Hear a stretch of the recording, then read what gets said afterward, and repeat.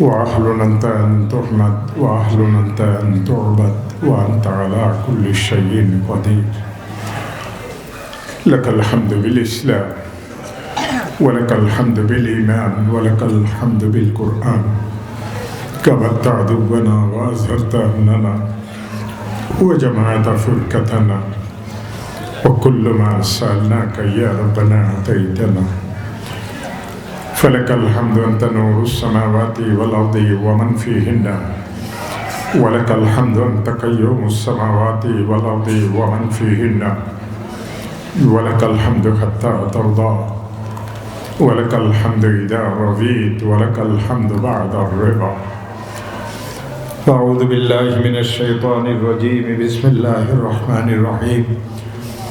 وسارعوا إلى مغفرة من ربكم وجنة أرضها السماوات والأرض أعدت للمتقين الذين ينفقون في السراء والضراء والكاظمين الغيظ والعافين عن الناس.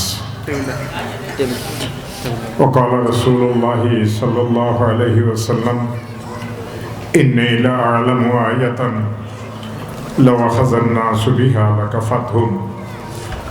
وتلا رسول الله صلى الله عليه وسلم ومن يتق الله يجعل له مخرجا ويرزقه من حيث لا يحتسب. وقال رسول الله صلى الله عليه وسلم زودك الله التقوى. اللهم صل وسلم وبارك على نبيك الأمين وعلى آله وأصحابه وبارك وسلم وبارك على محمد وعلى آل محمد كما باركت على إبراهيم وعلى آل إبراهيم إنك حميد مجيد.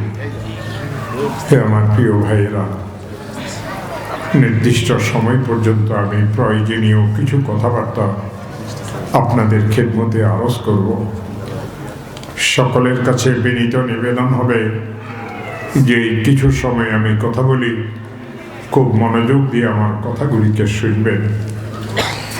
আমার আল্লাহ যদি চান সর্বপ্রথম এই কথাগুলির দ্বারা আমি উপকৃত হব। আমার আল্লাহ যদি চান আপনারাও এই কথাগুলির দ্বারা উপকৃত হবেন। হে আমার প্রিয় ভাইয়েরা, আরবিতে একটা ছোট্ট প্রবাদ বাক্য আছে, কাব্বারা নামুতুল কুবারা, বড় মরে গিয়ে আমাদেরকে বড় করেছেন। আল্লাহর কসম করিয়ে বলি, বড়রা যদি জীবিত থাকতেন কেউ আমাদেরকে এই চেয়ারে বসতে দিত না। এই চেয়ারে বসতেন হাফিজি হুজুর রহমতুল্লাহ আলাই, এই চেয়ারে বসতেন পীরজি হুজুর রহমতুল্লাহ আলাই, এই চেয়ারে বসতেন সন্দীপের হুজুর রহমতুল্লাহ আলাই, একসময় এই চেয়ারে বসতেন আল্লামা শাহ আহমদ শফি রহমতুল্লাহ আলাই, একসময় এই চেয়ারে বসতেন নানুপুরের হুজুর রহমতুল্লাহ আলাই, একসময় এই চেয়ারে বসতেন চরমুনের কালো মানিক ফজলুল করিম রহমতুল্লাহ আলাই। আজ তারা কেউ দুনিয়াতে নাই। মানুষেরা আমাদেরকে দাওয়াত করে, দেশব্যাপী আমাদেরকে মানুষদের দাওয়াতে হাজিরি দিতে হয়, তবে তাদের বয়ান আর আমাদের বয়ানে আসমান আর জমিনের বেশ কম। তারা যখন বয়ান করতেন আমি এই চোখে বহুবার দেখেছি। হযরত হাফিজ হুজুরের সাথে দূর দারাজের বিদেশের সফরও করেছি। ও আমার প্রিয় ভাইয়েরা, তাদের বয়ানের পরে দেখতাম মজলিসে মানুষেরা চিৎকার করিয়ে করিয়ে খাইত। তওবা মানুষদের নসিব হইত, ঈমান আর আমলে সালেহের আগ্রহ নিয়ে মানুষেরা বাড়িতে ফেরত যাইত। আমরা যখন ওয়াজ করি আপনারা কয়েক ভাগে বিভক্ত হন। কেউ বলেন প্রথম যিনি বক্তা ছিলেন তার কথাতে অনেক যুক্তি ছিল, কেউ বলেন দ্বিতীয় যিনি বক্তা ছিলেন তার কথাতে অনেক সুর ছিল, কেউ বলেন তৃতীয় যিনি বক্তা ছিলেন তার কথাতে অনেক কিস্সা কাহিনী ছিল। ও আমার প্রিয় ভাইয়েরা, আমাকে আল্লাহর রাস্তে মাফ করবেন। আপনাদের কেউ যুক্তির পাগল, আপনাদের কেউ সুরের পাগল, আপনাদের কেউ কিস্সা কাহিনীর পাগল, হেদায়েতের আশা নিয়ে আপনারা মাহফিলে আসেন না। আর আমরা যারা এই যুগে ওয়াজ ও নসিহত করি আমাদের অবস্থা আপনাদের থেকেও শোচনীয়। তো আমার প্রিয় ভাইরা, না বলিয়ে পারি না, আমরা তো এক একজন অহংকারের একটা ড্রাম হয়ে বসিয়ে রয়েছে। আমি এটাই মনে করি আমি মাওলানা সাহেব, আর কেউ কিছুই জানে না। আমার প্রিয় ভাইরা, আমরা আপনাদেরকে প্রভাবিত করার জন্য ওয়াজ করি, আকর্ষিত করার জন্য ওয়াজ করি, হাসানো কাঁদানোর জন্য ওয়াজ করি, মিথ্যা কিস্সা কাহিনীও আমরা বলি, কন্ট্যাক্ট করিও আমরা ওয়াজ করি। আল্লাহ আমাদেরকে মাফ করুন। তো আমার প্রিয় ভাইয়েরা, আমাদের বুজুর্গদের তরিকা এটা ছিল না। আজ আমরা আমাদের বুজুর্গদের নিয়ম থেকে, তরিকা থেকে যত দূরে চলে এসেছি, তত হেদায়েতের আগে যে একটা আভা ছিল, সেটা আস্তে আস্তে হেদায়েতের সুগন্ধি ছিল, মাহফিলগুলির রৌনক ছিল, মাহফিলগুলি নূরান্বিত হইত। আস্তে আস্তে মাহফিল তার সেই ঐতিহ্যকে হারাই ফেলতেছে।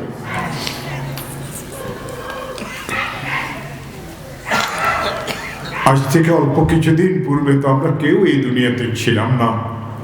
কিছুদিনের জন্য আছি, কিছুদিন পরে আমরা কেউ থাকবো না। ছিলাম রুহের জগতে, এক সময় রুহের জগতে থাকার সময় আমাদের শেষ হয়েছিল। মওলাই করিমের মেহেরবানির দ্বারা আমরা এসেছিলাম আমাদের মায়ের পেটে, ছিলাম ততদিন যতদিন মাওলা আমাদের থাকাকে পছন্দ করেছিলেন। এক সময় মায়ের পেট থেকে বাহির হওয়ার সময় হয়েছিল। আমাদের দাদিরা, নানিরা, খালারা, ফুফুরা, কোনো লেডি ডাক্তার, কোনো ধাত্রী আমাদেরকে আমাদের মায়ের পেট থেকে বাহির করেন নাই। কোরআনে কারিমে আছে, আমার আল্লাহ ইরশাদ করেছেন, আল্লাহু আখরাজাকুম মিন বুতুনি উম্মাহাতিকুম লা তা'লামুনা শাইআ। আল্লাহই তো তোমাদেরকে তোমাদের মায়ের পেট থেকে বাহির করেছেন, এমন অবস্থাতে তোমরা কিছুই জানতে না। ছিলাম কিছুদিন শিশু, তারপর বালক, তারপর যুবক, তারপর প্রাপ্ত বয়স্কে পৌঁছেছিলাম। আমাদের অনেকে বুড়ো হয়েছে, অনেকে শিশু অবস্থায় বিদায় নিয়েছে, অনেকে বালক অবস্থায়, অনেকে প্রাপ্ত বয়স্ক হওয়ার পরে। আমরা যারা বুড়ো আছি, আমরা যাওয়ার অপেক্ষায় আছি। আমরা কেউ জানি না কখন যাব, আমরা কেউ জানি না কোন জমিনে আমাদের মৃত্যু আসবে। আমরা দুই জাহানের সরকার মুহাম্মদুর রাসূলুল্লাহ সাল্লাল্লাহু আলাইহি ওয়াসাল্লামকে খিতাব করিয়ে আল্লাহ কোরআনে কারিমে ইরশাদ করেছেন, ও আমার রাসূল, ওয়াবিআইয়ি আরদিন তামুত, কোন জমিনে আপনার মৃত্যু হবে আপনি জানেন না। বিসমিল্লাহির রহমানির রহিম, ওয়া মাযা তাকসিবু গাদা। ও আমার রাসূল, আপনি এই কথা জানেন না আগামী দিন আপনি কি কামাবেন। ও আমার প্রিয় ভাইয়েরা, মৃত্যু কামনার দ্বারা আসে না, মৃত্যু দোয়া করার দ্বারা আসে না, মৃত্যু দোয়া করানোর দ্বারাও আসে না, কোনো খতম পড়ানোর কারণেও মৃত্যু আসে না। কাম মিন সাকিমিন ইয়াঈশু মিনাদ দাহরি ওয়া কাম মিন সাহিহিন ইয়ামুতু বিলা সাবাবি। মহাদুরারোগ্য ব্যাধি নিয়ে যুগ যুগ মানুষ বিছনায় পড়িয়ে থাকে, ঘন্টা ঘন্টা নাপাকির অবস্থাতে পড়িয়ে থাকে, কাপড় বদল করার মতো ঘরে কেউ নেই। মৃত্যুর কামনা করে, আপনজনেরা তার মৃত্যুর জন্য দোয়াও করে। লোকেরা যদি জিজ্ঞাসা করে তোমার আব্বার কি অবস্থা, কাঁদি দিয়ে বলে আমার আব্বার কথা জিজ্ঞাসা করবেন না, আল্লাহর কাছে দোয়া করেন আল্লাহ যেন আমার আব্বাকে ইমানের সাথে মৃত্যু দান করে। তাকেও যদি কেউ জিজ্ঞাসা করে ভাই আপনার কি অবস্থা, একই উত্তর সেও দেয়, দুনিয়াতে আর বাঁচিয়ে থাকার কোনো আশা নাই, আমার কষ্টের কোনো শেষ নাই, ঘরের খেদমতের কেউ নাই, ঘন্টা ঘন্টা নাপাকিতে আমি পড়িয়ে থাকি, লুঙ্গিটাও বদল করিয়ে দেওয়ার মতো কেউ নাই। আল্লাহর কাছে দোয়া করেন আল্লাহ যেন আমাকে ইমানের সাথে মৃত্যু দান করেন।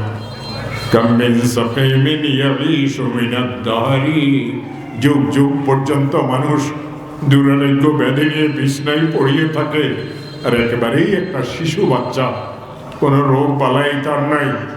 ও কাম্মিন সহিহিন ইয়ামুতু বিলা সাবাবি, কোনো কারণ ছাড়া হঠাৎ সে দুনিয়া থেকে চলিয়ে যায়।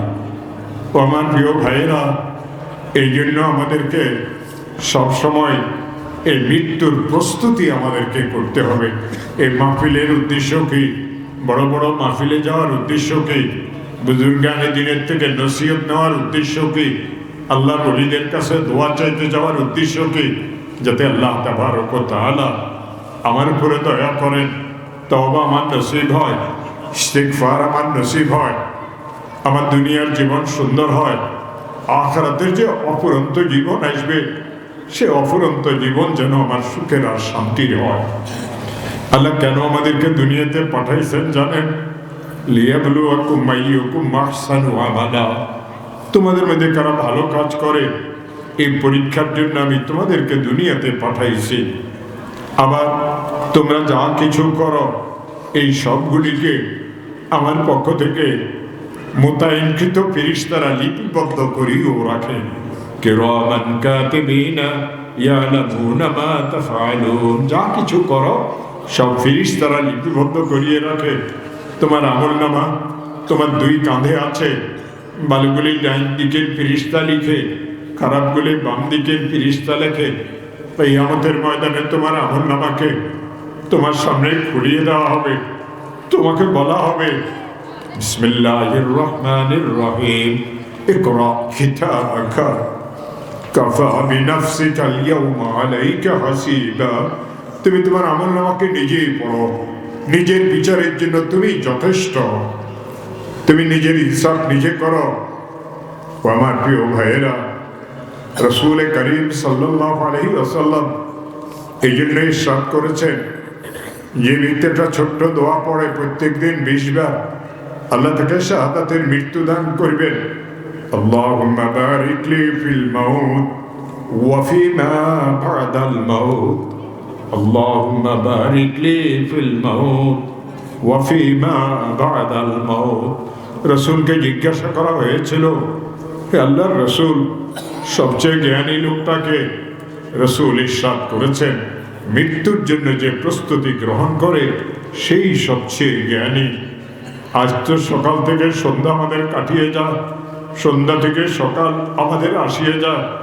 ব্যবসায়ী ব্যবসাতে মত্ত, কৃষক খেতে খামারে, চাকরিজীবী তার চাকরি নিয়ে ব্যস্ত। মৃত্যুর স্মরণ করার সময় আমাদের কাছে কোথায়? কোরআনে কারিমে আল্লাহ তাআলা ইরশাদ করেন, ও আমার বান্দারা, তোমাদের জন্য আমার একটা পরামর্শ, ওয়াসারিউ ইলা মাগফিরাতিন মির রাব্বিকুম। তোমাদের রবের পক্ষ থেকে ঘোষিত মাগফিরাতের দিকে তোমরা দৌড়াও। ওয়াসারিউ ইলা মাগফিরাতিন মির রাব্বিকুম। রবের পক্ষ থেকে মাগফিরাতের ঘোষণা দেওয়া হয়েছে। ও আমার প্রিয় ভাইয়েরা, আপনি কত গুনাহ করতে পারবেন? আপনার গুনার দ্বারা যদি আসমান জমিনের পাকাস্থানকে পরিপূর্ণ করে দেন, আপনার গুনাহ যদি আকাশের মেঘমালার পরিমাণ হয়, আপনার গুনাহ যদি বৃষ্টির ফোঁটার পরিমাণ হয়, আপনার গুনাহ যদি সাগরের ফেনার পরিমাণ হয়, আপনার গুনাহ যদি মরুভূমির বালুকা রাশির পরিমাণ হয়, আপনার গুনাহ যদি আরবের সবচেয়ে বড় গোত্র বনু সালিম গোত্রের বকরিগুলির পশমের গণনার পরিমাণ হয়, কেবল হাত পাতিয়ে বলে, আল্লাহ আমার ভুল হয়ে গেছে, আমাকে মাফ করে দাও। এই জালিম লোকটা, এই পাপী লোকটা, এই খারাপ লোকটাও আল্লাহ তাআলাকে তওবা কবুলকারী হিসাবে পাবে। এই খারাপ লোকটাও আল্লাহ তাআলাকে দয়ালু হিসাবে পাবে। হাদিসে কুদসিতে এসেছে, আমার আল্লাহ ইরশাদ করেছেন, ও আমার বান্দা, তোর গুনাহের কারণে আমার গোসা আসে, আমি ইচ্ছা করি তোকে আযাবে লিপ্ত করে দেব, কিন্তু ইন্না সাবাকাত রাহমাতি আলা গাযাবি। আমার যখন গোসা আসে তোকে আমি শেষ করে দেব। আমার রহমত আসি আমাকে বাধা দেয়, আমার রহমত আসি আমার গোসাকে ঢাকিয়ে ফেলে। আমি তোকে আযাব দিই না, আমি অপেক্ষায় থাকি। বান্দা, তুই গুনাহ করেছ, গুনাহ করার তোর স্বভাব, মাফ করা আমার যোগ্যতা। আমি তোর অপেক্ষায় থাকি কখন তুই আমার কাছে মাফ চাইবি। ও বান্দা, আমি কতক্ষণ তোর জন্য অপেক্ষা করি জানাস? হাত্তাই গরগেরা, যতক্ষণ পর্যন্ত তোর রূহটা এই গলদেশ পর্যন্ত আসিয়ে আটকিয়ে না যায়, হলকুম পর্যন্ত আসিয়ে আটকিয়ে না যায়, ততক্ষণ পর্যন্ত আমি তোর জন্য অপেক্ষা করি, তুই আমার কাছে মাপ চাবি, আমি তোকে মাফ করিয়ে দেব। কোরআনে কারিমের বিভিন্ন জায়গাতে আমার আল্লাহ বিভিন্নভাবে এই কথাকে বুঝাইছেন। এক জায়গাতে আমার আল্লাহ বলেন, ও আমার বান্দারা, ওয়া মান ইয়াগফিরুয যুনুবা ইল্লাল্লাহ, আমাকে উত্তর দাও, আমি আল্লাহ ছাড়া কি তোমাদের গুনাহ মাফকারী কেউ আছে? ওয়া মান ইয়াগফিরুয যুনুবা ইল্লাল্লাহ, যে আল্লাহ গুনাহ মাফ করার জন্য আমাদেরকে ডাকেন, যে আল্লাহ বারবার আমাদেরকে সান্ত্বনা দেন, যে আল্লাহ গুনার পরও আমাদেরকে আযাবে ফেলেন না, যে আল্লাহ আমাদেরকে মাফ করার জন্য উদ্গ্রীব হয়ে থাকেন। আমার প্রিয় ভাইয়েরা, সে আল্লাহর সাথে আজ আমাদের কেন সম্পর্ক নাই? রাসূল করিম সাল্লাল্লাহু আলাইহি ওয়াসাল্লামের সাথে আজ কেন আমাদের সম্পর্ক নাই? কেন আমরা আপোষে মারামারি হানাহানি করি? কেন এক অন্যকে রক্তাক্ত করি? কেন আমরা চুরি ডাকাতি করি? কেন আমরা মিথ্যা কথা বলি? যে কথাগুলি আল্লাহর গোসাকে আমাদের জন্য হালাল করিয়ে দেয়, সেই পথে আমরা কেন চলি? আমার প্রিয় ভাইয়েরা, আপনার একজন সন্তান আপনার সাথে বারবার বেয়াদবি করে, এমনকি এত বেয়াদবি করে একসময় আপনি অতিষ্ঠ হয়ে তাকে ত্যায্য পুত্র পর্যন্ত করেন। রাসূল করিম সাল্লাল্লাহু আলাইহি ওয়াসাল্লামকে সাক্ষী করিয়ে আমার আল্লাহ বলেন, ও আমার রাসূল, আপনার উম্মতের কেউ যদি গুনাহ করতে করতে গুনার সাগরে আবুডুবু খায়, আমি তাকে আমার বান্দার লিস্টি থেকে নাম কাটি না, আমি শেষ মুহূর্ত পর্যন্ত আমার বান্দাটার জন্য অপেক্ষা করি, যাতে তার চামড়া হাড্ডি জাহান্নামের আগুন থেকে মুক্তি পাইতে যায়। قل يا عبادي الذين أسرفوا على أنفسهم لا تقنطوا من رحمة الله إن الله يغفر الذنوب جميعا إنه هو الغفور الرحيم। ও আমার রাসূল, আমার ওই সমস্ত বান্দাদেরকে আল্লাহ বান্দার লিস্টের থেকে নাম কাটেন না। আমার ওই সমস্ত বান্দাদেরকে আপনি বলে দেন, লা তাকনাতু মির রাহমাতিল্লাহ, তোমরা আল্লাহর রহমত থেকে নৈরাশ হইও না। কেন? ইন্নাল্লাহা ইয়াগফিরুয যুনুবা জামিআ, নিশ্চিত আল্লাহ তোমাদের সমস্ত গুনাহ খাতাকে মাফ করিয়ে দিবেন। কেন মাফ করবেন জানো? ইন্নাহু হুয়াল গফুরুর রহিম, তিনি তো গফুরুর রহিম, তিনি ছাড়া তো মাফকারী আর কেউ নাই, তিনি ছাড়া তো আশা আকাঙ্ক্ষা স্থল আর কেউ নাই। হায়াত তার হাতে, মৌত তার হাতে, ইজ্জত তার হাতে, রিজিক তার হাতে, সুস্থতাও তার হাতে, নিরাপত্তাও তার হাতে। আল্লাহ যদি কাউকে নিরাপত্তা দেন, দুনিয়ার কোনো ক্ষমতা তার একটা পশম বাঁকা করতে পারে না। আল্লাহ যদি কারো উপর থেকে নিরাপত্তা উঠাই নেন, সমস্ত নিরাপত্তা বাহিনী বেষ্টিত অবস্থাতে লাথি মারিয়ে আল্লাহ তাকে তাড়াই দেন। ওয়ামা মিন দাব্বাতিন ফিল আরদি ইল্লা আলাল্লাহি রিজকুহা ওয়া রিজকুকুম ফিস সামা ওয়ামা তুআদুন। ও আমার বান্দারা, এই জমিনে যত কিছু এই জমিনের উপরে চলে, সাপ আছে, বিচ্ছু আছে, কীট পতঙ্গ আছে, বাঘ সিংহ আছে, মানব দানব আছে, সকলের রিজিকের জিম্মাদারি তো আমি আল্লাহর কাছে। ওয়ামা মিন দাব্বাতিন ফিল আরদি ইল্লা আলাল্লাহি রিজকুহা, রিজিক তো আমি দেই, তবে কেন রিজিকের জন্য খারাপ পথ তুমি অবলম্বন করো? আমার প্রিয় ভাইয়েরা, অনেক লোক শখের বসে বাড়িতে পুকুর করে, মাছের চাষ করে, বস্তা বস্তা খাবার ওই পুকুরে দেয়। 1200-1400 টাকা এক বস্তা মাছের খাবারের দামও আছে। কখনো কি চিন্তা করেছেন আমাদের এই নদী সাগরগুলিতে কোটি কোটি মন, কোটি কোটি টন মাছ আছে, তাদেরকে কে খাবার দেয়? কয় বস্তা খাবার কে দিয়েছে? কখন দিয়েছে? না সরকার দেয়, না পাবলিক দেয়, কেউ তো দেয় না। ওই মাছ তার গতিতে বড় হয়, ওই মাছ তার গতিতে সুস্বাদু হয়, ওই মাছ তার গতিতে মানুষের রিজিক হিসেবে তার দস্তরখানে চলে আসে। ওয়ামা মিন দাব্বাতিন ফিল আরদি ইল্লা আলাল্লাহি রিজকুহা।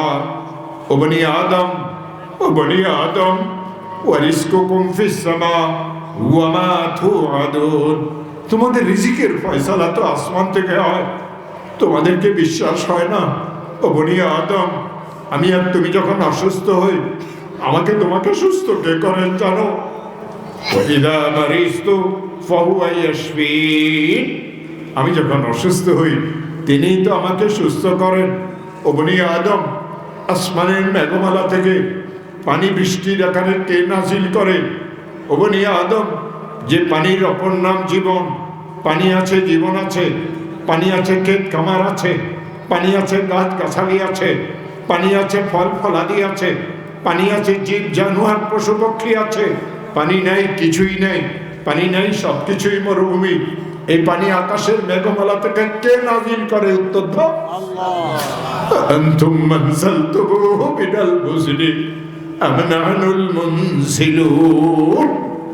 আকাশের মেঘমালা থেকে পানি বৃষ্টির আকারে তোমরা নাজিল করো না, আমি আল্লাহ নাজিল করি।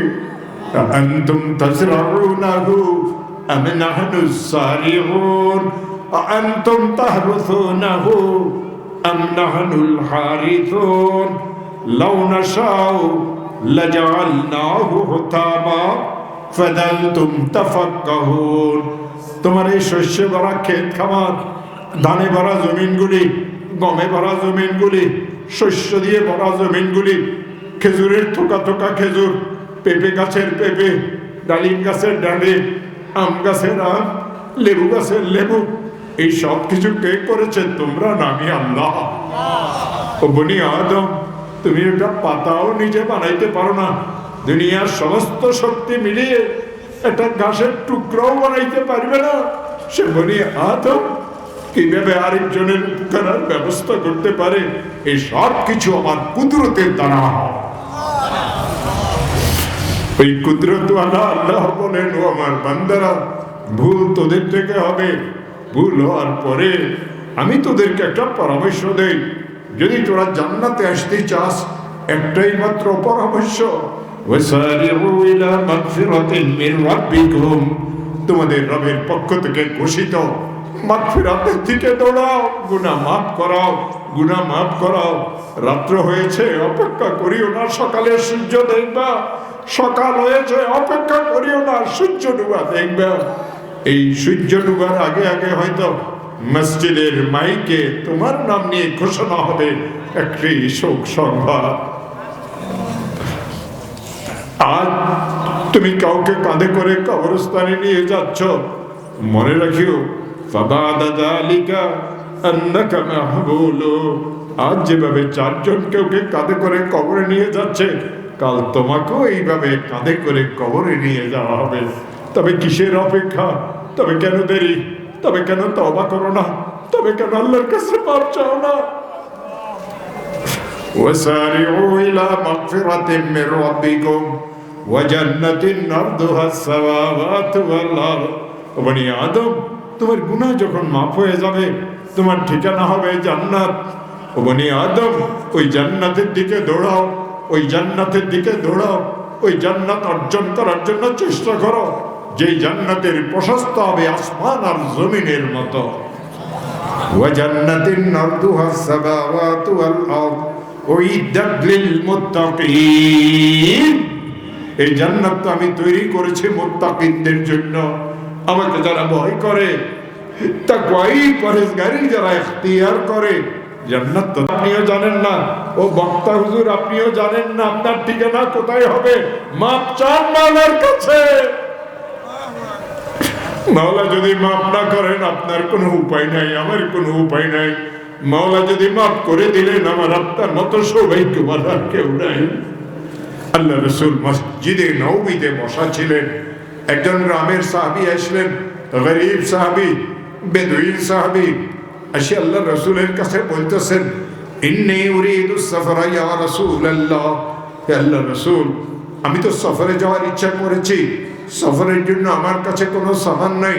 ফাসাউবিদনি ইয়া রাসূলুল্লাহ। হে আল্লাহ রাসূল, আমাকে সফরের জন্য কিছু সামানের ব্যবস্থা করে দেন। আল্লাহ রাসূল চিন্তা করলেন, আমার সাহাবী আমার কাছে দুনিয়ার কোনো সামানের জন্য আসে নাই। দুনিয়ার সামান তো তার ঘরের লোকেরা তৈরি করিয়ে দিবে, তার কাপড় চোপড়কে আমি গোছাইয়ে দেব, তার শুকনা খাবার দাবারকে আমি তৈরি করিয়ে দেব, এইসব তো ঘরের লোকদের কাজ। আমার সাহাবী আমার কাছে দুনিয়ার কোনো সামানের জন্য আসে নাই, আমার সাহাবী আমার কাছে দোয়ার জন্য এসেছে। দুই জাহানের সরকার মুহাম্মদুর রাসূলুল্লাহ সাল্লাল্লাহু আলাইহি ওয়াসাল্লাম প্রথম দোয়া করলেন সাহাবীকে, যাওয়াদাকাল্লাহুত তাকওয়া, যাওয়াদাকাল্লাহুত তাকওয়া। ও আমার আদরের সাহাবী, আল্লাহ তোমাকে তাকওয়াই আর পরহেজগারির সামান দান করুন। ও আমার প্রিয় ভাইয়েরা, মুহাদ্দিসিন লিখেছেন একজন নবী তার উম্মতকে এর থেকে বড় কোনো দোয়া দিতে পারে না। যাওয়াদাকাল্লাহুত তাকওয়া, যাওয়াদাকাল্লাহুত তাকওয়া। আল্লাহ তোমাকে তাকওয়াই আর পরহেজগারির সামান দান করুক। রাসূল তো হাজারো দোয়া জানতেন, এই দোয়া কেন করলেন? অন্য দোয়া করলে কি অসুবিধা হতো? এটার উত্তর মুহাদ্দিসিন দিয়েছেন। আল্লাহ রাসূল একবার ইরশাদ করেছিলেন, ও আমার উম্মতেরা, ইন্নী লাআলামু আয়াতান, আমি এই কোরআনে কারীমের একটা আয়াতকে জানি, আমি এই কোরআনে কারীমের একটা আয়াতকে চিনি, আমি এই কোরআনে কারীমের একটা আয়াতকে জানি। লাউ আখাযান নাস বিহা লাকাফাতহুম, মানুষেরা যদি এই আয়াতকে শক্ত করিয়ে ধরে, এই আয়াতের উপরে মানুষেরা যদি আমল করে, দুনিয়া এবং আখিরাতের সমস্ত সমস্যার সমাধান হয়ে যাবে। ইন্নী লাআলামু আয়াতান লাউ আখাযান নাস বিহা লাকাফাতহুম। এই হাদিস বলার পরে আল্লাহ রাসূল কোরআনে কারীমের এই আয়াত তিলাওয়াত করলেন, বিসমিল্লাহির রহমানির রহিম, ওয়া মান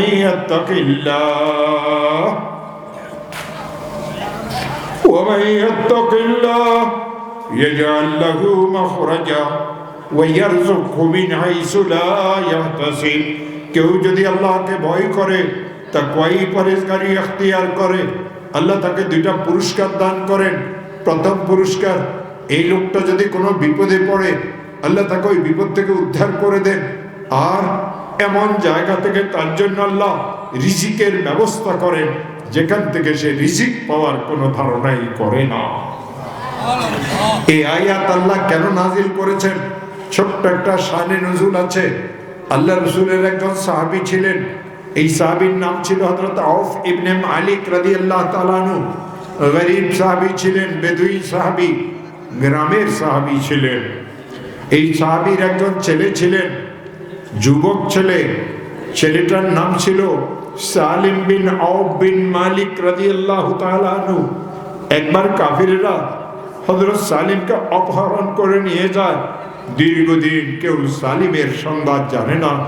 ওই আব্বা আম্মাকে জিজ্ঞাসা করেন, যাদের যুবক ছেলে অপহৃত হয়ে গেছে তাদের কলিজার ভিতরে কত ব্যথা।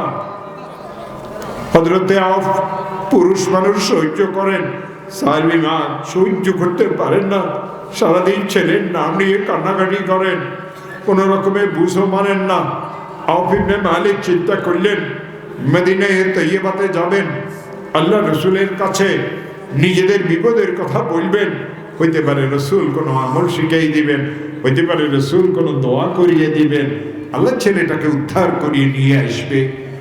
মদিনায়ে তৈয়বাতে গেলেন, আল্লাহ রসুলকে গিয়ে বললেন, ইয়া রাসূলুল্লাহ, আমার একমাত্র ছেলে সালিমকে কাফিররা অপহরণ করে নিয়ে গেছে। দীর্ঘদিন যাবৎ সালিমের কোনো সংবাদ জানি না, আমিও পেরেশান, আমার স্ত্রী সালিমের মাও পেরেশান। ইয়া রাসূলুল্লাহ, আমরা কি করব? আল্লাহ রসুল সাল্লাল্লাহু আলাইহি ওয়াসাল্লাম বললেন, আল্লাহকে বেশি বেশি ভয় করো, আর বেশি বেশি লা হাওলা ওয়ালা কুওয়াতা ইল্লা বিল্লাহ পড়ো। সবাই তো আমরা জানি বিপদের সময় কি আমরা এটা পড়ি? ও আমার প্রিয় ভাইরা, আউফ ইবনে মালিক বাড়িতে আসিয়া গেলেন, স্ত্রীকে ডাকিয়ে বললেন, আমাদের বিপদের কথা আল্লাহ রসুলকে বলেছিলাম, আল্লাহ রসুল সাল্লাল্লাহু আলাইহি ওয়াসাল্লাম বলেছেন আমি এর জন্য বেশি বেশি আল্লাহকে ভয় করি, তুমি এর জন্য বেশি বেশি আল্লাহকে ভয় করো। আমি এর জন্য লা হাওলা পড়ি, তুমি এর জন্য লা হাওলা পড়ো। আল্লাহ পাকের হুকুম ছিল, দ্বিতীয় বা তৃতীয় রাত্রের ঘটনা ছিল, আউফ ইবনে মালিক তাহাজ্জুদের নামাজ পড়ার জন্য গভীর রাত্রিতে ঘুম থেকে উঠেছেন, শুনতেছেন কে বা কাহারা আওয়াজ দিয়ে বলতেছে, দরজা খুলে দেন, ইফতাহিল বাব, ইফতাহিল বাব। আওফ ইবনে মালিক কাঁদিয়ে উঠলেন আর বলিয়ে উঠলেন, মনে হয় আমার ছেলে সালিম ফিরিয়ে আসছে। সালিমের মা কাঁদিয়ে আর বলে, আমি তো জানি না কাফিররা আমার ছেলেটাকে রেখেছে না মেরে ফেলেছে। আমার ছেলে যদি জীবিত থাকে, কাফিরদের বন্দিশালা ভেদ করিয়ে এই গভীর রাত্রিতে ছেলে আসবে কিভাবে? আওফ ইবনে মালিক বললেন, ও আল্লাহর বান্দী, আল্লাহর রহমত থেকে নৈরাশ হইও না। ঘরের দরজা খুললেন, দ্রুত গতিতে বাহিরের ফটক পর্যন্ত গেলেন। ফটক খুলিয়ে দেখেন হযরত সালিম চোখের সামনে দাঁড়ায় রয়েছে। সালিমকে জড়াই ধরলেন। বিপদের সময়ও মানুষ কাঁদে, দুঃখের সময়ও মানুষ কাঁদে, সুখের সময়ও মানুষ কাঁদে। সালিমকে দেখে বাপের কান্না আসিয়া গেল। বাপ আর ছেলের কান্নার আওয়াজ শুনিয়ে মাও ঘর থেকে দৌড়েই বাইরেই আসে। আরে এ তো আমার সালিমের কান্না, এই রাত্রিবেলাতে সালিম আসলো কিভাবে? দৌড়েই আসি ছেলেকে জড়াই ধরলেন। আওফ ইবনে মালিকের বিশ্বাস হচ্ছে না সালিম এই গভীর রাত্রিতে ফিরে এসেছে। আরো একটা আশ্চর্যজনক ঘটনা, সালিমের ডাইন পাশে বড় বড় উট বসে রয়েছে, সালিমের বাম পাশে বকরির পাল বসে রয়েছে। মনে মনে চিন্তা করলেন, আমরা তো গরিব মানুষ, আমাদের উটও ছিল না, বকরিও ছিল না, সালিমও আসলো কিভাবে? এই উট আর বকরি আসলো কোথায় থেকে? জিজ্ঞাসা করলো, বাবা তুমি আসছো কিভাবে? সালিম বললেন, বাবা এই রাত্রটা খুব শীতের রাত্র ছিল, সন্ধ্যা রাত্র থেকে বৃষ্টি শুরু হয়েছিল, বৃষ্টির কারণে শীত আরো বাড়িয়ে গিয়েছিল। খাঁচার মতো একটা ঘরে আমি আবদ্ধ ছিলাম, 5-6 জন কাফির আমাকে পালাক্রমে পাহারা দিয়ে রাখতো। আমি এই কথা জানতাম না কোন অপরাধে আমাকে তারা বন্দি করে রেখেছিল। ওই খাঁচার ঘরটার সাথেই তাদের বিশ্রামের জন্য একটা ঝুপড়ি ঘর ছিল। বৃষ্টি যখন বাড়িয়ে গেল, শীত যখন বাড়িয়ে গেল, শীত আর বৃষ্টি থেকে বাঁচার জন্য তারা ওই ঘরের ভিতরে প্রবেশ করলো। আমি তো তাদের কয়েদি, বৃষ্টিতে ভিজলো তাদের কি, শীতে কষ্ট করলো তাদের কি। তারা যখন ওই ঝুপড়ি ঘরে প্রবেশ করলো, আল্লাহ প্রথম কুদরত আমাকে দেখাইলেন।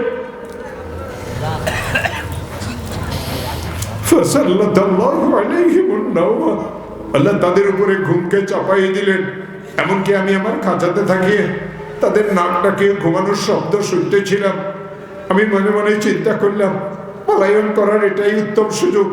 কায়দা করি আমি খাঁচা থেকে বাহির হইলাম, দ্রুত গতিতে দৌড়ানো শুরু করলাম। একসময় আল্লাহ তাআলা আমাকে বিপদ মুক্ত দূরত্বে পৌঁছাই দিলেন।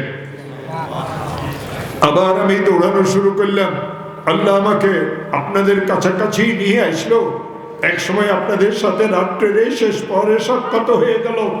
আওফ ইবনে মালিক বলেন, সালিম তুমি এসেছো, অনেক খুশি হয়েছি। আমাদের তো কোনো উট আর বকরি ছিল না, এই উট কাদের, এই বকরি কাদের? সালিম বললেন, বাবা আমি যখন কাফিরদের চুম্বল থেকে বাইর হয়ে বিপদমুক্ত দূরত্বে চলে এসেছিলাম, রাস্তার দুই পাশে কাফিরদের অনেকগুলি উট আর বকরি ছিল। আমি মনে মনে চিন্তা করলাম, আল্লাহ আমাকে উদ্ধার করে নিয়ে আসছেন। আমরা গরিব মানুষ, কিছু উট আর বকরিকে খেদায়া হাঁটায়া সাথে নিয়ে যাই, বাড়িতে গেলে কাজে আসবে। এইসব কাফিরদের উট আর বকরি আমি খেদায়ার সাথে নিয়ে আসছি। আওফ ইবনে মালিক বললেন, সালিম তুমি এসেছো, অনেক খুশি হয়েছে, কিন্তু কাফিরদের যে উট আর বকরি নিয়ে আসছো, আল্লাহর কসম করিয়ে বলি এই উট আর বকরির গায়ে আমি হাত লাগাবো না। হাত্তা আসআলা মিন রাসূলিল্লাহি সাল্লাল্লাহু আলাইহি ওয়াসাল্লাম, যতক্ষণ পর্যন্ত আল্লাহর রাসূলকে এই উট আর বকরির মাসলা আমি জিজ্ঞাসা না করব।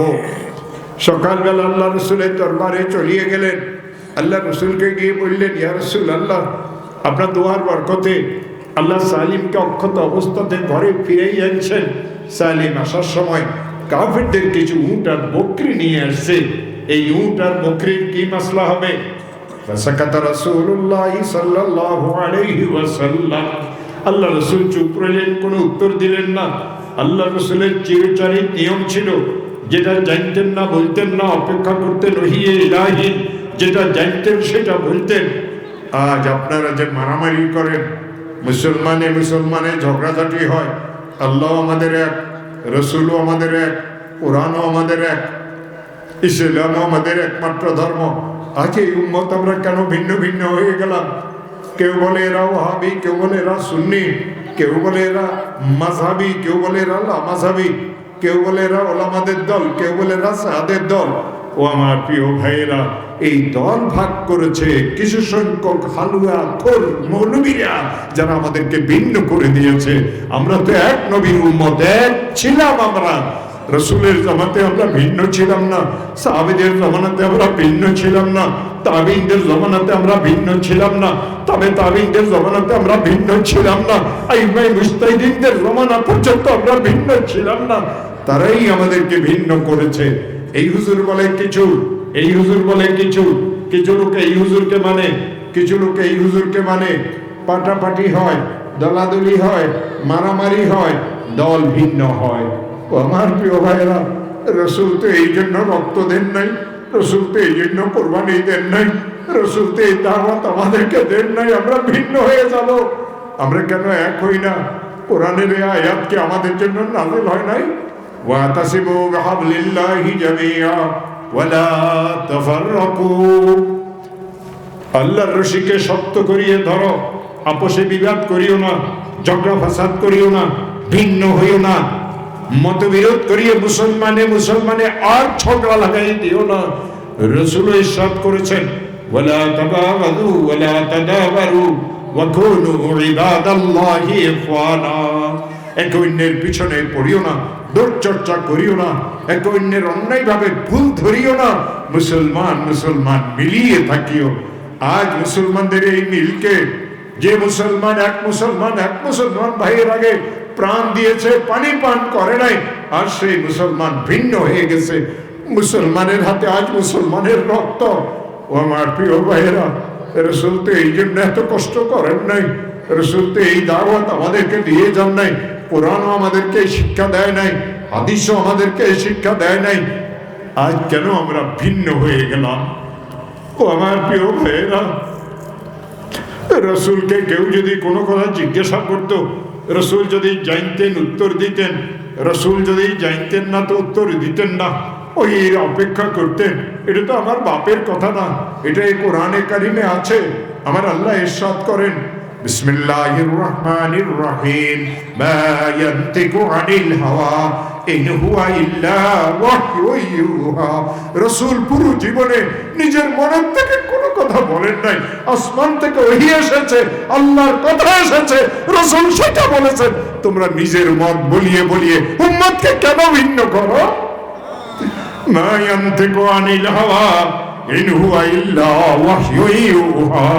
রাসূল যদি মনের থেকে কথা না বলেন, তোমরা কেন মনের থেকে কথা বলিয়ে উম্মতকে ভিন্ন ভিন্ন করিয়ে ফেলো? রাসূল চুপ রইলেন। আওফ ইবনে মালিক বুঝলেন ওই না আসলে রাসূল উত্তর দিবেন না। কিছুক্ষণ পরে হযরত জিবরিল আসলেন, কুরআনের আয়াত নিয়ে আসলেন। বিসমিল্লাহির রহমানির রহিম, ওয়া মান ইয়াত্তাকিল্লাহ। কেউ যদি আল্লাহকে ভয় করে, তাকওয়াই পরহেজগারি ইখতিয়ার করে, আল্লাহ তাকে দুইটা পুরস্কার দান করেন। ইয়াজআল লাহু মাখরাজা। সে যদি কোনো বিপদে পড়ে, আল্লাহ তাকে সেই বিপদ থেকে উদ্ধার করে দেন। আল্লাহ এমন জায়গা থেকে তার জন্য রিজিকের ব্যবস্থা করে দেন, যেখান থেকে রিজিক পাওয়ার সে কোনো ধারণাই করে না। আল্লাহ রাসূল আওফ ইবনে মালিককে ডাকলেন, আওফ, আল্লাহকে ভয় করেছ, লা হাওলা পড়েছ, আল্লাহ সালিমকে অক্ষত অবস্থাতে উদ্ধার করিয়ে বিপদ থেকে তোমাদেরকে রক্ষা করেছেন। কাফির কোনদিন তোমাদেরকে রিজিক দিত না, রিজিকের জন্য বাধার প্রতিবন্ধকতা সৃষ্টি করত। কাফিরের কিছু মালকে হাঁটাইয়া তোমার ঘরের দুয়ারে নিয়ে এসেছেন। এই উট আর বকরি তোমার জন্য হালাল। ও আমার প্রিয় ভাইয়েরা, এই জন্য আমি আয়াত তেলাওয়াত করেছি। রাসূল পাক সাল্লাল্লাহু আলাইহি ওয়াসাল্লামের কাছে সাহাবী আসলেন, বললেন, ইয়া রাসূলুল্লাহ, আমি তো সফরে যাব, আমার কাছে কোনো সামান নাই, একটু সামান আমাকে মেহেরবানি করিয়ে দিয়ে দেন। রাসূল দোয়া দিয়ে দিলেন, যাওয়াদাকাল্লাহুত তাকওয়া, যাওয়াদাকাল্লাহুত তাকওয়া। আল্লাহ তোমাকে তাকওয়া আর পরহেজগারির সামান দান করুক। সাহাবী মনে মনে খুব খুশি, চাইলে আরো কিছু পাওয়া যাবে। ভিক্ষুকের মতো হাত পাতিয়ে বলে, ফাজিদনি ইয়া রাসূলুল্লাহ, হে আল্লাহর রাসূল, আমাকে আরেকটু সামান বাড়াইয়া দেন, আমি তো অনেক দূরে যাব।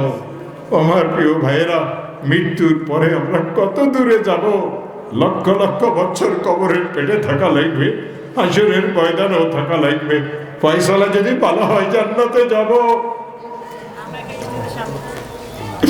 আল্লাহ মাফ করুক, ফয়সালা যদি খারাপ হয় আমার ভয় লাগে সেই কথা বলতে কোথায় যাব। তবে আমার আল্লাহ বলে দিয়েছেন, ও আমার বান্দারা, কিয়ামতের ময়দানে তোমাদের সকলের ফয়সালা হয়ে যাবে। ফারিকুন ফিল জান্নাতি ওয়া ফারিকুন ফিস সাঈর। তোমাদের মধ্যে সৌভাগ্যবান যারা হবে তারা তো জান্নাতে চলে যাবে, তোমাদের মধ্যে যারা দুর্ভাগ্যবান হবে তারা জাহান্নামে যাবে। ভালো করিয়ে শুনো, ইয়াউমা তাসওয়াদ্দু উজুহ, কিছু সংখ্যক লোক হাসরের ময়দানে উঠবে, তাদের চেহারা হবে কালো, তাদের চেহারা হবে বিশ্রী, তাদের চেহারা হবে কুৎসিত। আর কিছু সংখ্যক লোক হাসরের ময়দানে উঠবে, ওয়াতাবিয়াব্বু উজুহ, তাদের চেহারা হবে সুন্দর, তাদের চেহারা হবে নুরানি। যাদের চেহারা কালো হবে, আজ দুনিয়াতে এই কথা বলা সহজ। এই মাওলানা সাহেব, আমি মরিয়ে গেলে আমার পেটে যদি বাঁশ ঢুকে তোমার বাপের কি হবে? ও ভাইয়েরা, কিয়ামতের ময়দানে কেউ এই কথা বলতে পারবে না। ফাআম্মাল্লাযীনা আসওয়াদ্দাত উজুহুহুম আকাফারতুম বা'দা ঈমানিকুম ফাযূকুল আযাবা বিমা কুনতুম তাকফুরুন। যে আযাবকে দুনিয়াতে অস্বীকার করতে, সে আযাবের স্বাদকে গ্রহণ করো। আল্লাহ আমাদেরকে তাদের মধ্যে গণ্য করুক যাদের চেহারা হবে নুরানি, যাদের চেহারা হবে উজ্জ্বল আর সুন্দর। ওয়াম্মাল্লাযীনা বিয়াদ্দাত উজুহুহুম ফাফি রাহমাতিল্লাহ, যাদের চেহারা সুন্দর আর উজ্জ্বল আর নুরানি হবে তারা তো আল্লাহর রহমতের চাদরের নিচে থাকবে। ও ভাইরা, জানেন কতদিন? হুম ফিহা খালিদুন, অনন্তসীম কাল পর্যন্ত আল্লাহর রহমতের চাদরের নিচে থাকবেন। সাহাবী যখন বললেন, ইয়া রাসূলুল্লাহ, আমি অনেক দূরে যাব, আর একটু সামান আমাকে দিয়ে দেন। আল্লাহ রাসূল সাহাবীকে 2 নম্বর দোয়া করিয়ে দিলেন, ওয়া গাফারা যামবাক, আল্লাহ তোমার গুনাহ খাতাকে মাফ করিয়ে দেন। ও আমার প্রিয় ভাইয়েরা, জান্নাতে যাওয়ার শর্ত একটা, জান্নাতে যাওয়ার শর্ত একটা, আবারও শুনেন, জান্নাতে যাওয়ার শর্ত একটা, সকলের জন্য এক শর্ত। মোল্লা সাহেবের জন্য যেই শর্ত, মৌলভী সাহেবের জন্য সেই শর্ত, মুফতি সাহেবের জন্য যেই শর্ত, ইমাম ও খতিবের জন্য সেই শর্ত, পীর সাহেবের জন্য যেই শর্ত, সাধারণ একজন মুসলমানদের জন্য সেই শর্ত। সেই শর্ত হচ্ছে আপনার গুনাহ মাফ হওয়া। গুনাহ মাফ হবে, জান্নাতে যাবেন। গুনাহ মাফ হবে না, জান্নাতে যেতে পারবেন না। এই জন্য রাসূল 2 নম্বর দোয়া করিয়ে দিলেন, ওয়া গাফারা যামবাক, আল্লাহ তোমার গুনাহ খাতাকে মাফ করিয়ে দেন। ও আমার প্রিয় ভাইয়েরা, খুব মনোযোগ দিয়ে কথাটাকে শুনবেন। এই মজলিসে আমরা অনেক আছি যাদের আব্বা আম্মা 2 জনের একজনও নাই। এমন অনেক আছি আব্বা আছেন আম্মা নাই, এমন অনেক আছি আম্মা আছেন আব্বা নাই। আব্বা জানের যেদিন ইন্তেকাল হয়েছিল আমরা অনেক কেঁদেছিলাম, কাঁদাটাই স্বাভাবিক। আব্বা চলে গেলেন, মুরব্বিহারা হয়ে গেলাম। আপনজনদের কান্না, আত্মীয় স্বজনদের কান্না, প্রতিবেশী আর বন্ধু বান্ধবদের কান্না। মামারা অনেক দূরে থাকেন। আব্বাজানের বিপদের সংবাদ শুনিয়ে মামারা যখন আমাদেরকে সান্ত্বনা দিতে এসেছিলেন, মামাদেরকে জড়াই ধরে আমরা আরো বেশি কেঁদেছিলাম। মামা, তোমরা তো অনেক দূরে থাকো, আব্বাজান তো চলিয়ে গেলেন, আমরা তো অনেক ছোট, চিরদিনের জন্য মুরব্বিয়া রয়ে গেলাম, আমাদের দেখাশোনা করার মতো আর কেউ নাই। এই কান্নাকাটির মাঝে খেয়াল করবেন, ঘরের ভিতরে নতুন একটা চাপা কান্না শুরু হয়। আপন জনের আমার আব্বাজানকে ঘর থেকে বাহির করে, ঘরের লোকেরা ভালো করিয়া বুঝে আব্বাজান চিরদিনের জন্য এই ঘর থেকে বের হয়ে যাচ্ছেন, আর কোনোদিন আমার আব্বাজান এই ঘরে ফিরিয়ে আসবেন না। আমার আব্বাজানকে পর্দার পিছনে নেওয়া হয়, গরম পানিরও ব্যবস্থা করা হয়, সুন্নত তরিকা মতো গোসল দেওয়ানো হয়। একসময় গোসলের কাজ শেষ হয়, যারা গোসল দেয় তারা আওয়াজ দিয়ে বলে, গোসলের কাজ শেষ করেছি, কাপড়ের কাপড় বাড়াইয়ে দাও। পর্দা ভাগ করে আব্বাজানের জন্য কাপড়ের কাপড় বাড়াইয়ে দেওয়া হয়। সেলাইবিহীন সাদা কাপড়ের কাপড় দিয়ে আমার আব্বাজানকে মোড়াইয়ে জড়াইয়ে দেওয়া হয়, আতর কাপড় লাগাই দেওয়া হয়। পর্দাটাকে খুলে দেওয়া হয়, লাশটাকে বাড়ির উঠানে আঙ্গিনাতে নিয়ে আসা হয়। ভিতর থেকে মেয়েরা চিৎকার করে আর বলে, বাইরে পর্দার অনেক অসুবিধা, বাবাকে একটু ঘরের ভিতরে নিয়ে আসো, জীবনের শেষ দেখা, আর কোনোদিন বাবাকে দেখতে পারবো না, বাবার চেহারাটাকে একটু দেখে নেই। কে কার কান্না শুনে? মুরব্বীরা বলে অনেক দেরি হয়ে গেছে, লোকেরা জানাজার জন্য কোনো অপেক্ষা করবে না। আব্বাজানকে আপন জনেরা কাঁধে উঠায় নেয়, আব্বাজানকে মসজিদ মাদ্রাসার মাঠে আনা হয়। আজ আমার আব্বাজানের জন্য চির বিজয়ের একটা অনুষ্ঠান হবে। আল্লাহ রসুল এই অনুষ্ঠানকে জানাজার নামাজ বলেছেন। এরপরে ইসলাম ধর্মে কিয়ামত পর্যন্ত আমার আব্বাজানের জন্য আর কোনো অনুষ্ঠান নাই। এই অনুষ্ঠানের জন্য রাসূল আমাদেরকে একটা দোয়া শিখাইছেন, اللهم اغفر لحينا وميتنا وشاهدنا وغائبنا وصغيرنا وكبيرنا وذكرنا وأنثانا। আল্লাহ আমাদের জীবিতদেরকেও মাফ করে দাও, আল্লাহ আমাদের মুর্দাদদেরকেও মাফ করে দাও, আল্লাহ আমাদের উপস্থিতদেরকেও মাফ করে দাও, আল্লাহ আমাদের অনুপস্থিতদেরকেও মাফ করে দাও, আল্লাহ আমাদের বড়দেরকেও মাফ করে দাও, আল্লাহ আমাদের ছোটদেরকেও মাফ করে দাও, আল্লাহ আমাদের পুরুষদেরকেও মাফ করে দাও, আল্লাহ আমাদের মহিলাদেরকেও মাফ করে দাও। এই দোয়ার পড়াতে পড়াতে রসুল কাইলেন আর দোয়া করলেন, দোয়া চাইলেন, মাফ চাইলেন। রসুল বুঝেই দিলেন, ও আমার উম্মত, মাপ পাওয়ার থেকে, মাপ চাওয়ার থেকে বড় কোন সম্পদ আমি তোমাদেরকে দিয়ে যাইতে পারলাম না। মাপ করানো ছাড়া কেউ কবরে আসিও না। এই জন্য আমার রাসূল তার সাহাবীকে 2 নম্বর দোয়া করিয়ে দিলেন, ওয়াগাফারা দামবাক, আল্লাহ তোমার গুনাহ খাতাকে মাফ করিয়ে দেন। সাহাবী দেখলেন রাসূলের মনের অবস্থা খুবই ভালো, চাইলে আরো কিছু পাওয়া যাবে। ভিক্ষুকের মতো হাত পাতে আর বলে, ফাজিদনি ইয়া রাসূলুল্লাহ, আল্লাহ রসুল আমি তো অনেক দূরে যাব, আর একটু সামানের ব্যবস্থা করে দেন। রসুল 3 নম্বর দোয়া করিয়ে দিলেন, ওয়াইয়াসসার লাকাল খায়রা হাইসু মা কুনতা, ওয়াইয়াসসার লাকাল খায়রা হাইসু মা কুনতা। ও আমার আদরের সাহাবী, আমি আমার আল্লাহর কাছে দোয়া করি, আল্লাহ যেন সর্বস্থানে, তুমি ঘরে থাকো, দোকানে থাকো, খেতে থাকো, পানিতে থাকো, রাস্তায় থাকো, গাড়িতে থাকো, আকাশে থাকো, দেশে থাকো, বিদেশে থাকো, হায়াতে থাকো, মৌতে থাকো, কবরে থাকো, হাসরের ময়দানে থাকো, আমি রাসূল তোমার জন্য দোয়া করি সর্বস্থানে আল্লাহ যেন ভালো জিনিসের অর্জন তোমার জন্য সহজ করে দেন।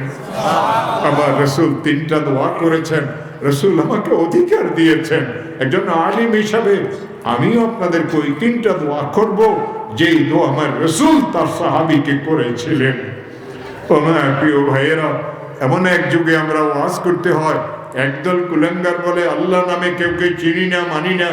জিজ্ঞাসা করি কেন মানুষ না? যাকে দেখি না তাকে মানি না। আমি বলি, এ গাধা, তুই তো আমেরিকা দেখোস নাই, কেন মানুষ? এ গাধা, তুই মিষ্টি দেখেছ, তুই চিনি দেখেছ, চিনির ভিতরের মিষ্টিকে দেখোস নাই, কেন মানুষ? তুই লেবু দেখেছ, লেবুর ভিতরের টককে দেখোস নাই, কেন মানুষ? তুই লবণ দেখেছ, অগুণী জিনিস না দেখি তুই যেভাবে মানুষ, আমার আল্লাহ দেখার মতো না, না দেখি আমার মাওলাকে তোকে মানা লাগবে। আরেক দল কুলাঙ্গার এই দেশে আছে যারা এই কোরআনে কারীমের বিপক্ষে কথা বলে। হুজুর, আপনার এই পুরাণ কিতাবে কি ইতিহাস আছে? আপনার এই পুরাণ কিতাবে কি ভূগোল আছে? আপনার এই পুরাণ কিতাবে কি বিজ্ঞান আছে? হুজুর, বিজ্ঞান ছাড়া তো আমরা অচল, বিজ্ঞান নাই, আমাদের কোনো কিছুতে উন্নতি আর তারক্কি নাই। আমি বলি, এ গাধা, যখন তোদের বৈজ্ঞানিকদের 14 গোষ্ঠীর অস্তিত্ব দুনিয়াতে আসে নাই, যখন তোদের প্রাইমারি স্কুলের অস্তিত্ব পৃথিবীর মানচিত্রে ছিল না, কোরআন তখন আমাদেরকে বিজ্ঞানের সংবাদ দিয়েছে। বিসমিল্লাহির রহমানির রহিম, ইয়াসিন ওয়াল কুরআনিল হাকিম, বিসমিল্লাহির রহমানির রহিম, লাশ-শামসু ইয়ানবাগি লাহা আন তুদরিকাল কমর ওয়ালাল লাইলু সাবিকুন নাহার ওয়া কুল্লুন ফি ফালাকিন ইয়াসবাহুন। এই আয়াতে সূর্যের কথা আছে, চন্দ্রের কথা আছে, তারকা রাশির কথা আছে, কক্ষপথের কথা আছে, তাদের ঘুরার কথা আছে, তাদের জিকির আজকারের কথা আছে। আরে কক্ষপথের কথা তোদের বৈজ্ঞানিকেরা বলেছে, তোদের বৈজ্ঞানিকরা 700 বছর পূর্বে আমাদেরকে কক্ষপথের কথা, চন্দ্র সূর্যের গ্রহ নক্ষত্রের ঘোরার কথা বলেছে। কোরআন 1400 বছর পূর্বে আমাদেরকে একই কথা বলেছে। তোদের বৈজ্ঞানিকেরা চোর, কোরআনের কথাকে চুরি করিয়ে তোদেরকে ব্যাককল বানাইছে। টিটকারি করি কয় হুজুর আপনার এই কিতাবে কি ইতিহাস আছে? ইতিহাস ছাড়া তো জাতির অবস্থা আমরা জানতে পারি না। আমি বলি গাধা, এই কিতাবে ইতিহাস নাই তোকে কে বলেছে? এই কিতাবে ইতিহাস কাকে বলে তুই জানাস? আগের যুগের ভালো লোকদের জীবন আলোচনার অপর নাম ইতিহাস, খারাপ লোকদের জীবন আলোচনার অপর নাম ইতিহাস। এই কোরআনে আদম আলাইহিস ইসলামের আলোচনা আছে 25 জায়গাতে, এই কোরআনে ইদ্রিস আলাইহিস ইসলামের আলোচনা আছে 2 জায়গাতে, এই কোরআনে নূহ আলাইহিস ইসলামের আলোচনা আছে 43 জায়গাতে, এই কোরআনে হুদ আলাইহিস ইসলামের আলোচনা আছে 7 জায়গাতে, এই কোরআনে সোয়ালি আলাইহিস ইসলামের আলোচনা আছে 9 জায়গাতে, এই কোরআনে ইব্রাহিম আলাইহিস ইসলামের আলোচনা আছে 69 জায়গাতে, এই কোরআনে লূত আলাইহিস ইসলামের আলোচনা আছে 27 জায়গাতে, এই কোরআনে ইসমাঈল আলাইহিস ইসলামের আলোচনা আছে 12 জায়গাতে, এই কোরআনে ইসহাক আলাইহিস ইসলামের আলোচনা আছে 17 জায়গাতে, এই কোরআনে ইয়াকুব আলাইহিস ইসলামের আলোচনা আছে 16 জায়গাতে, এই কোরআনে ইউসুফ আলাইহিস ইসলামের আলোচনা আছে 27 জায়গাতে, এই কোরআনে হযরতে ইউসুফ আলাইহিস ইসলামের আলোচনা আছে 27 জায়গাতে, শুআয়ব আলাইহিস ইসলামের আলোচনা আছে 11 জায়গাতে, জুলকিফিলের আলোচনা আছে 2 জায়গাতে, মূসা আলাইহিস ইসলামের আলোচনা আছে 136 জায়গাতে, হারুন আলাইহিস ইসলামের আলোচনা আছে 20 জায়গাতে, দাউদ আলাইহিস ইসলামের আলোচনা আছে 16 জায়গাতে, সুলাইমান আলাইহিস ইসলামের আলোচনা আছে 17 জায়গাতে, ইলিয়াস আলাইহিস ইসলামের আলোচনা আছে 3 জায়গাতে, ইয়াসা আলাইহিস ইসলামের আলোচনা আছে 2 জায়গাতে, ইউনুস আলাইহিস ইসলামের আলোচনা আছে 2 জায়গাতে, জাকারিয়া আলাইহিস ইসলামের আলোচনা আছে 7 জায়গাতে, ইয়াহিয়া আলাইহিস ইসলামের আলোচনা আছে 5 জায়গাতে, ঈসা আলাইহিস ইসলামের আলোচনা আছে 25 জায়গাতে, মুহাম্মদুর রাসূলুল্লাহ সাল্লাল্লাহু আলাইহি ওয়াসাল্লামের মুবারক আলোচনা আছে 4 জায়গাতে। এই কোরআনে কারুনের কথা আছে, এই কোরআনে ফিরাউনের কথাও আছে, এই কোরআনে আবু লাহাবের কথাও আছে, এই কোরআনে মুশরিকদের কথাও আছে, এই কোরআনে কাফিরদের কথাও আছে, এই কোরআনে মুনাফিকদের কথাও আছে। যদি ভালো মানুষ আর খারাপ মানুষদের জীবন আলোচনার অপর নাম ইতিহাস হয়, এ গাধা তুই আমাকে উত্তর দে, কোরআনের থেকে বড় ইতিহাস এই পৃথিবীতে আর কোনটা আছে? এই গাধাগুলি এমন টিটকারি করি কথা কয় যেন ফু দিবে কোরআন দুনিয়ার থেকে বিদায় নিবে। ও আমার প্রিয় ভাইরা, এই কিতাব দুনিয়া থেকে বিদায় হওয়ার জন্য আসে নাই। এই কিতাবের কপালে একটা ছোট্ট আয়াত লেখা আছে, বিসমিল্লাহির রহমানির রহিম, ইন্নাহু লাকুরআনুন কারীম।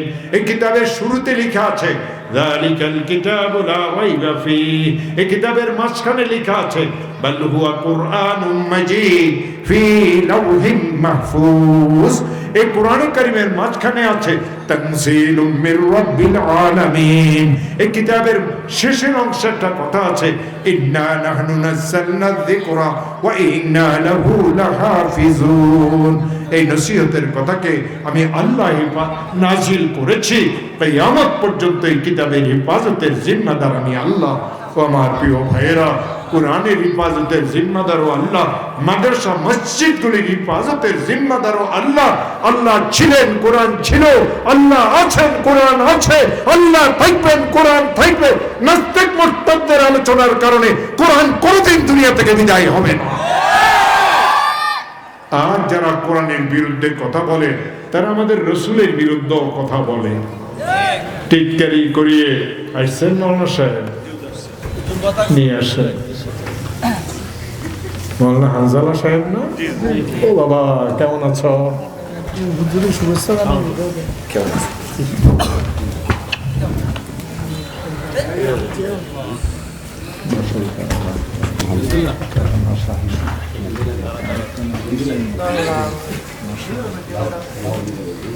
এক মিনিটে আমি আমার কথাকে শেষ করিয়ে দেই।